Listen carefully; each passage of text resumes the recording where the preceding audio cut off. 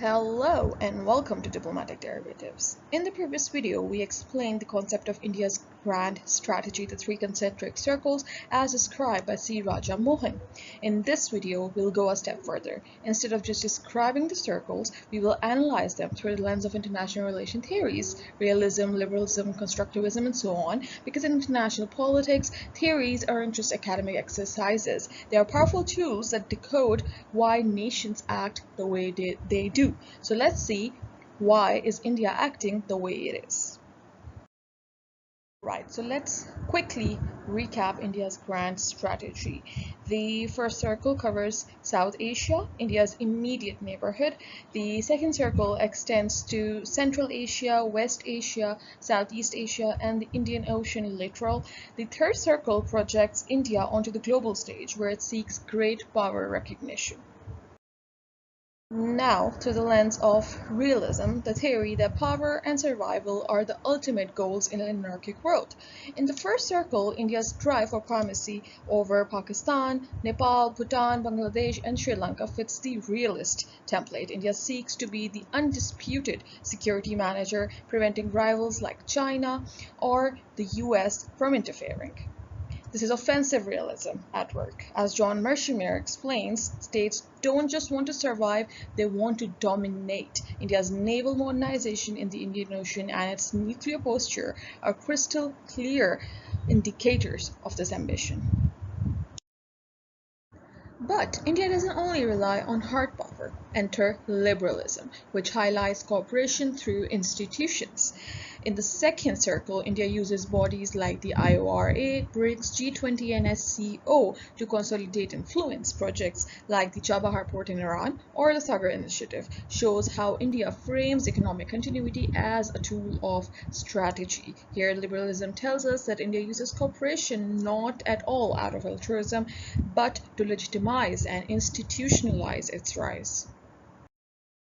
Then comes Constructivism, where identity and norms shape behavior. India presents itself as a civilizational power, a democracy with soft power symbols like yoga, Bollywood, and Gandhi's legacy. Its push for a permanent seat at the United Nations Security Council is not only about raw power, it is about status and recognition. Constructivism shows us that India's ambitions are deeply tied to how it wants to be perceived in the international system. Another useful lens is the regional security complex theory by Barry Buzan. South Asia being a tightly interlinked system where the security of one is the insecurity of another. India's dominance triggers Pakistan to hedge with China via the CPEC, while India counters China through the Quad alliance with the US, Japan, and Australia. This is a basic example of balance of power politics, a strategic chessboard where every move is countered. Moving on to the critical analysis, India's grand strategy mirrors the behavior of past hegemons like the United States in the Western Hemisphere or China in East Asia. Yet, beneath its assertiveness lies insecurity, especially by the fear of Chinese expansion.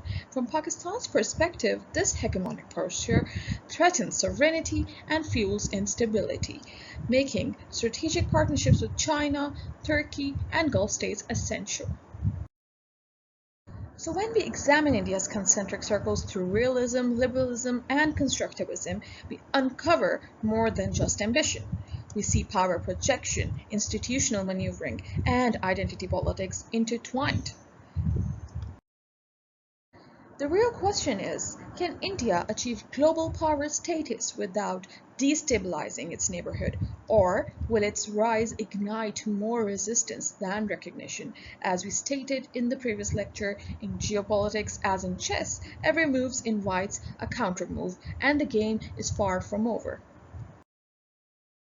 If you found this analysis helpful, hit like, share, and subscribe. Also, in the comment box below, make sure to add in your input and criticism to the Indian actions or the actions of its rivals, and let's start a healthy debate.